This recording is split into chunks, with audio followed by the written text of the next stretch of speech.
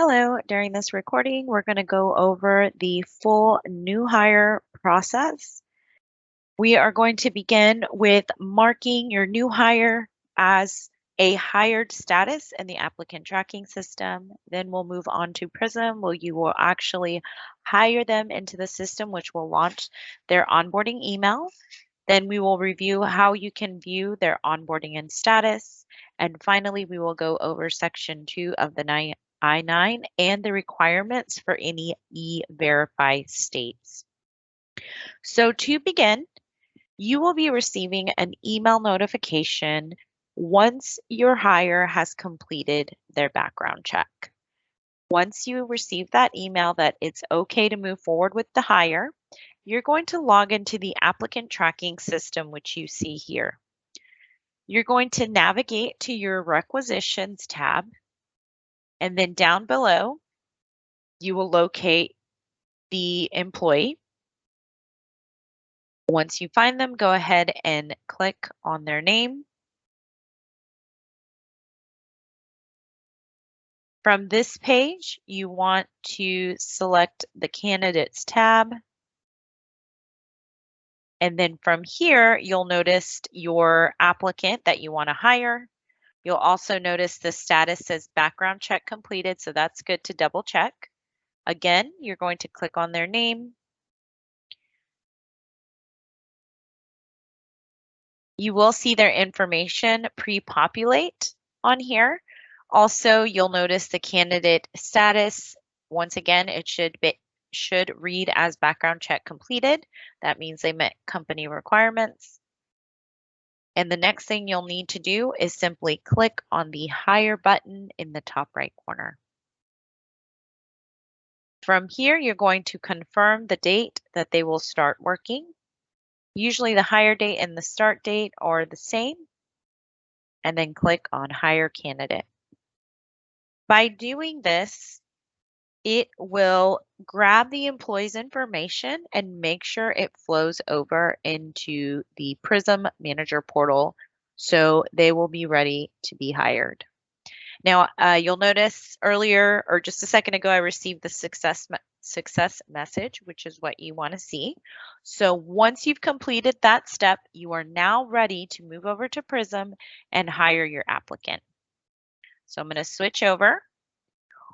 Once you are in Prism, you want to navigate to the new hire page, which is what you see here. There's a couple ways that you can get there. You can click on My Employees at the top and select New Hire, which will bring you to this page, or you can simply search New Hire and you will see the action item appear, and you can also select the action item and it will also take you to this page. So that is how you will navigate to the New Hire screen. From here in the top right corner, you're going to click on the 3 lines and you're going to select Candidates. Once you are in the system, you should see your candidate appear. So you're just going to go ahead and select their name. And it is going to pre-populate from the applicant tracking system. So again, first name, last name, address, and the email address. Make sure that the email address is correct, because this is the address that the system uses to push out the new hire email. So that's the email that's going to say, welcome to Asset, please log in to register and complete your onboarding paperwork. So very important that this is correct. Now what you want to do is you want to make sure all of the red boxes are completely filled out. So we're just going to start from the top. Any of the subjects that are displayed next to the red boxes, if there is a hyperlink, you're just going to go ahead and click on the subject name, and it's going to display a list of your property that you manage. So if you're a community manager, obviously you're only going to see 1 or 2 there. But once you make the selection, you're just going to come down and secure the social, and you're going to tab, and the system's going to ask you to re-enter it. It is just to verify that the social is correct. Once I've done that, I can now move on to the bottom. Again, just do a once over in the personal information. If it all looks good, you'll continue down to the employment details. You have your employee start date. So you're just, again, going to select the date that they will begin working. And then you'll just go through and select their position details. So I'm going to click on position, and you're just going to come through. And based on your state, make sure you're selecting the correct job title. And then employment status will always be active. Employment type, you're determining if they're full-time, partner, part-time, seasonal, or temporary. The benefit group, you're just going to select whether they're property, corporate, or a community manager. And the retirement benefit group, that's actually not required, so you'll skip that. The division should pre-populate based on the type of property that you manage. That information should go ahead and pre-fill for you. Now, the department, you will be using the priming grid, which you can locate in the manager FAQs. However, if you're still not sure what to select, feel free to reach out to your asset HR team or SWBC, the payroll team, or HRIS, and we are happy to help you. But your priming grid should guide you to the correct department and what you should select. The next section is to go over the pay details. So you simply have the pay group. So go ahead and click on it, and it's going to be biweekly. The pay method, if it's an hourly position, go ahead and type in what that hourly is. And it's going to pre-populate to hourly for pay rate basis, and then standard 80 hours to 80 hours. Leave those as is. They don't need to be changed. Those are defaults in the system. Even if they're part-time, don't worry, does not mean they're going to get paid 80 hours. We simply pay off what the employee clocks based on their punches, basically. So just leave those as is.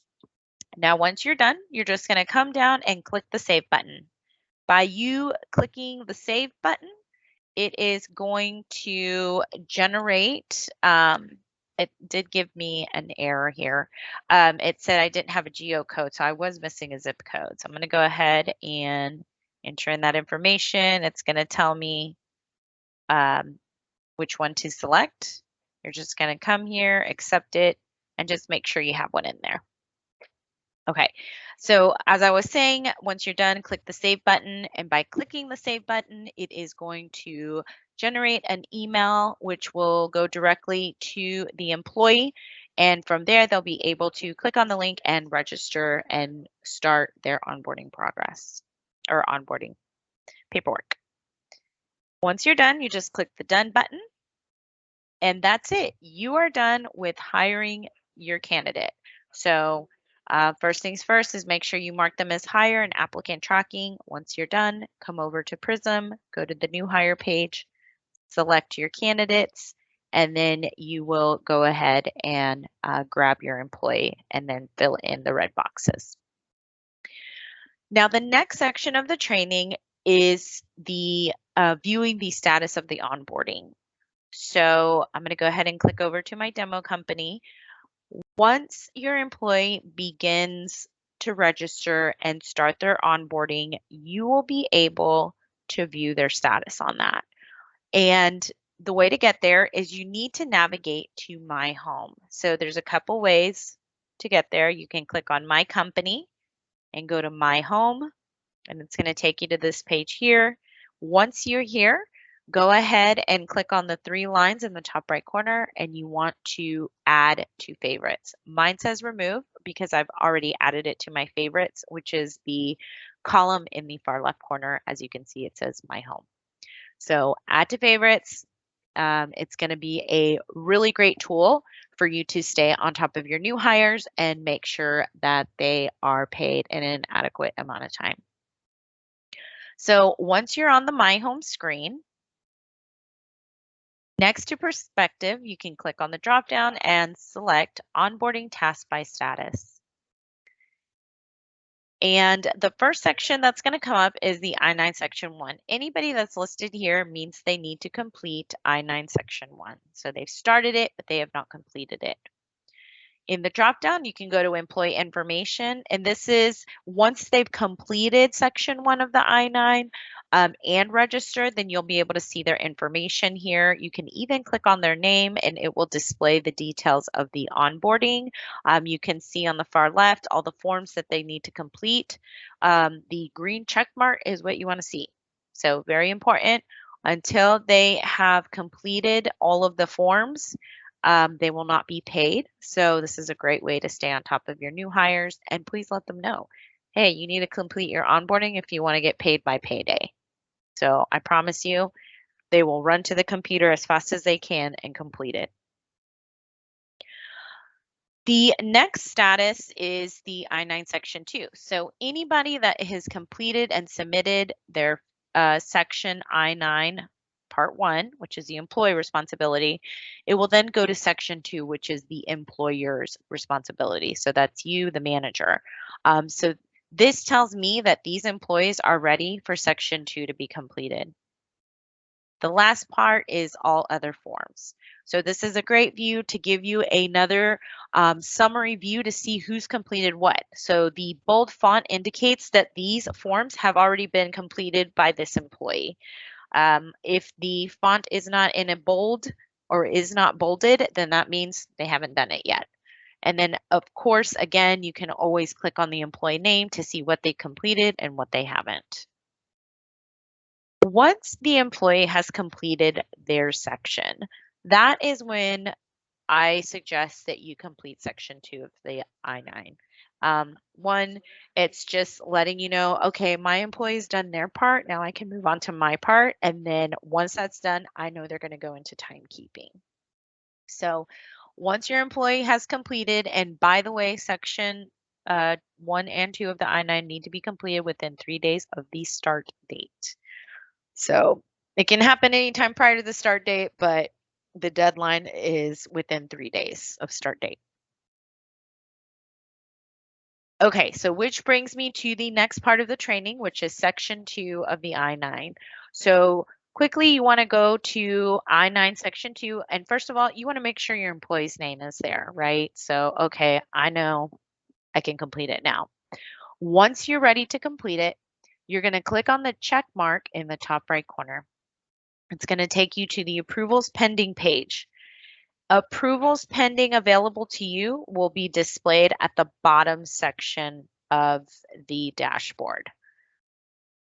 So first thing you need to do is click on the link for that employee, and then you want to grab it. Once you grab it, that Section 2 of the I-9 has been assigned to you, and now you are the only person that can complete Section 2 of the I-9. Now, community managers, I'm saying that because also, just so you know, regionals and SVPs can also complete Section 2 of the I-9 in case you're out or you're not there. But it is your responsibility to take care of that when you are there.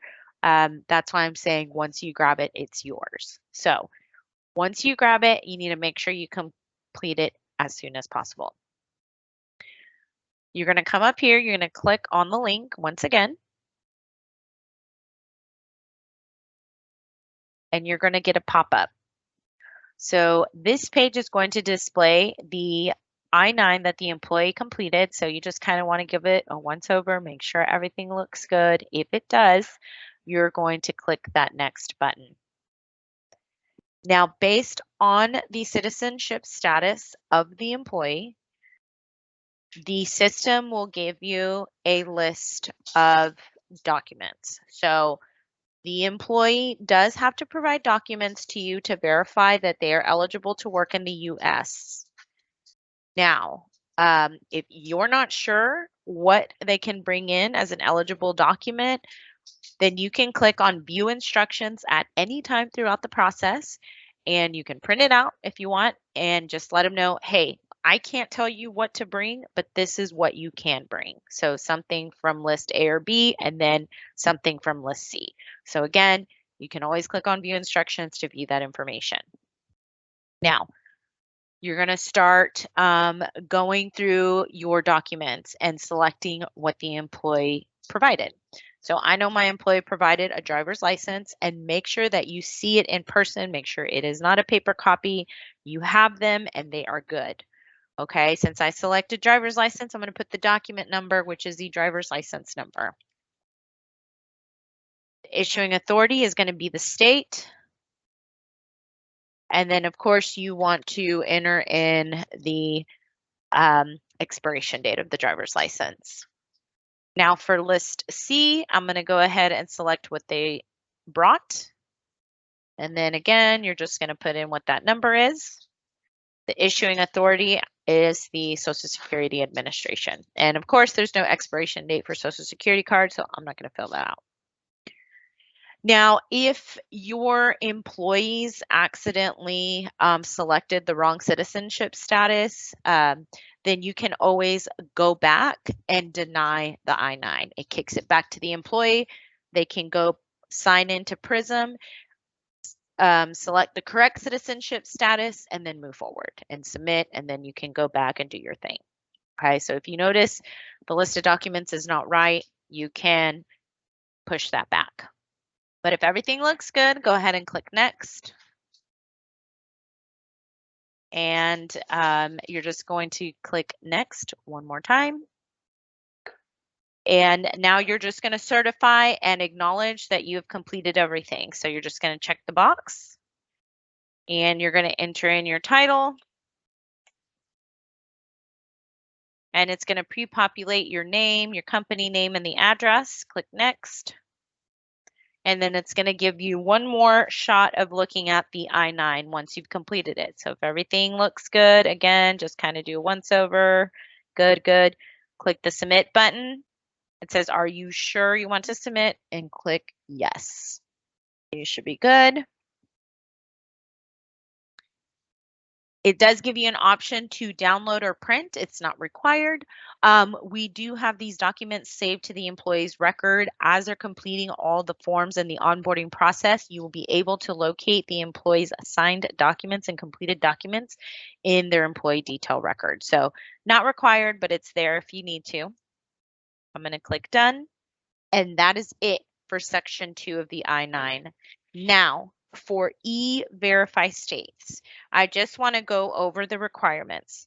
So if you are in an EVerify state, and you should know if you're in an EVerify state, but if you're not sure, feel free to reach out to the payroll team or your asset HR team.